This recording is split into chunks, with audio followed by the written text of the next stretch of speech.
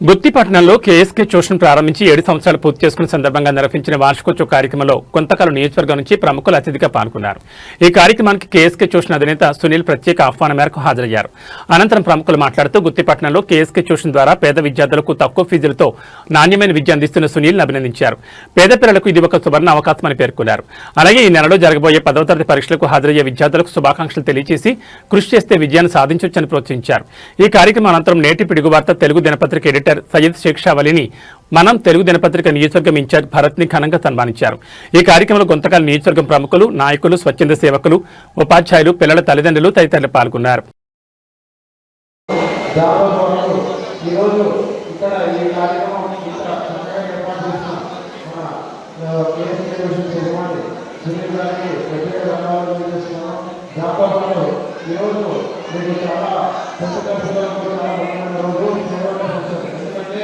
మీరు ఇక్కడ tenth class అనేది నెక్స్ట్ ఇంటర్ వెళ్తున్నారు. భవిష్యత్తులో మీరు కూడా ఇంటర్నెట్ డిగ్రీలో, బీటెక్, ఎంపీనో ఏదో ఒక మంచి స్థాయికి బాగా చదువుకొని మీరు కూడా ఒక 10 మందికి సేవ చేసే ఆలోచన మీలో కూడా రావాలని ఈ సభలో తెలియజేస్తున్నాను. దాంతోపాటు ఈరోజు పిల్లలందరూ చాలా